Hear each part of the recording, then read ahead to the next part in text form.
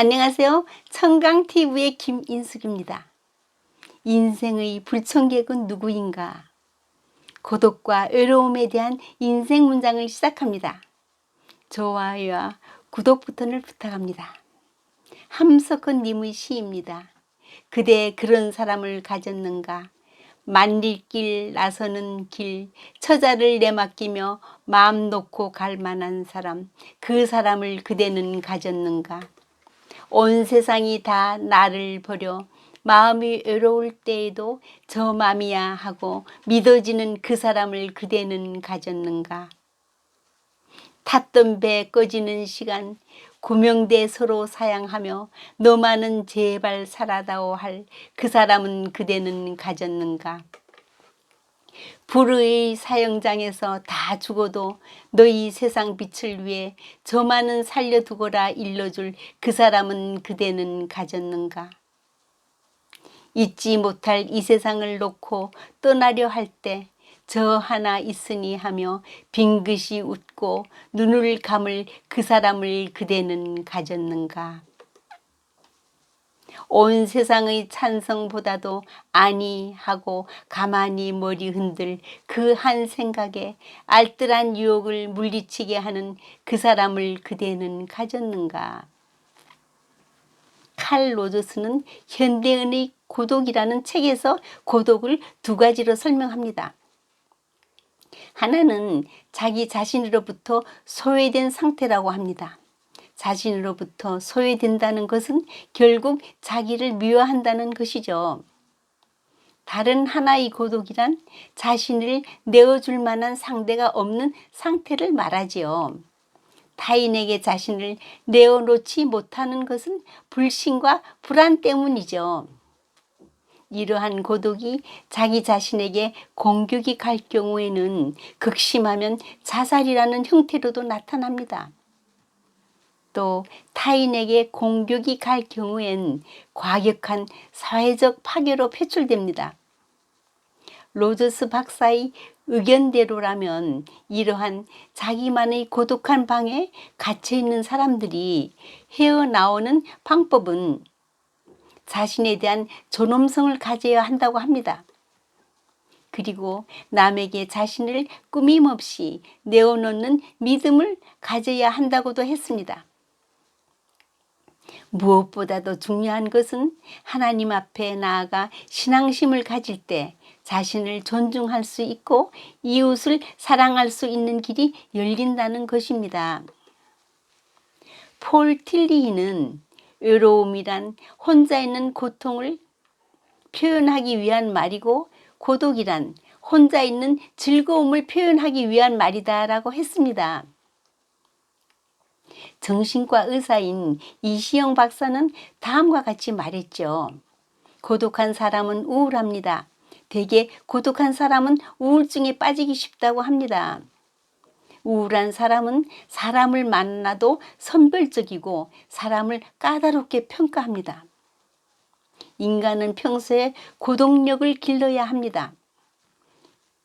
누군가 언젠가는 혼자입니다. 특히 노후엔 더욱 고독력이 강해야 합니다. 외로움을 인정하고 그 자체를 즐기려고 노력한다면 능히 극복할 수 있습니다. 또 남들은 어떻게 고독을 즐기고 있나를 관심을 가지고 살펴보며 고독력 키우기에 힘을 기울여서 그것을 창조력으로 승화시켜야 합니다. 사람이 외로움을 느낄 때는 어떤 때인가를 황창영 신부는 다음과 같이 말했습니다. 1. 사랑하는 사람에게 버림받았을 때. 2. 누구에게도 도움을 받을 수 없을 때. 3. 말이 안 통할 때, 특히 가족 간에. 4. 자신이 늙어가는 것을 느낄 때. 5. 몸이 아플 때. 또 그분은 외로움을 극복하기 위한 방법은 1. 신앙 갖기, 2. 친구와 수다 떨기, 3. 잘 놀고 많이 웃기, 4. 운동하기, 5. 자기 자신에게 잘하기, 6. 외로움을 즐기기, 7. 공부하기, 8. 취미 갖기. 조관일 작가는 외로움을 이기려면 1. 당연한 것으로 받아들인다. 2. 좋아하는 일을 한다. 3. 사람을 만나지 말고 세상과 만나라. 즉 무조건 걷는다든지 복잡한 시장에 가서 열심히 움직이며 살아가는 사람들의 모습을 보면 마음의 활력을 얻게 된다고 합니다. 세상 일은 스스로 노력해야지만 자기가 원하는 것을 얻지 그냥 저절로 되는 것은 아무것도 없습니다. 정호승 시인의 시 수선화에게 울지 마라 외로우니까 사람이다. 살아간다는 것은 외로움을 견디는 일이다. 공연히 오지 않는 전화를 기다리지 마라. 눈이 오면 눈길을 걸어가고 비가 오면 빗길을 걸어가라. 갈대 숲에서 가슴 검은 도요새도 너를 보고 있다. 가끔은 하나님도 외로워서 눈물을 흘리신다. 새들이 나뭇가지에 앉아 있는 것도 외로움 때문이고 내가 물가에 앉아 있는 것도 외로움 때문이다. 산 그림자도 외로워서 하루에 한 번씩 마을로 내려온다. 종소리도 외로워서 울려 퍼진다. 1954년 노인과 바다로 노벨 문학상을 받은 세계의 추앙을 받는 대작가 어네스트 헤밍웨이는 자신의 고독을 해결하지 못하고 자살했습니다. 그는 유서에 이렇게 썼습니다. 나는 전류의 흐름이 그치고 필라멘트가 끊어진 전구처럼 고독하다. 그는 수많은 명작을 통하여 많은 사람들에게 감동과 희망을 주었지만 정작 자신은 삶의 실패자였습니다. 시인 괴테는 인간은 사회에서 어떠한 사물을 배울 수 있을 것이다. 그러나 영감은 오직 고독에서만 얻을 수 있다고 고독을 긍정적으로 표현했습니다. 조지 버나드 쇼는 고독은 방문하기엔 좋은 장소이나 머물러 있기엔 쓸쓸한 장소이다 라고 했죠. 라이너 마리아 릴케는 사람은 고독하다. 사람은 착하지 못하고 굳세지 못하고 지혜롭지 못하고 여기저기에서 비참한 모습을 보인다. 비참과 부조리가 아무리 크더라도 그것이 사람의 운명일지라도 우리는 고독을 이기면서 새로운 길을 찾아 앞으로 나아갈 결의를 갖지 않으면 안 된다고 했습니다.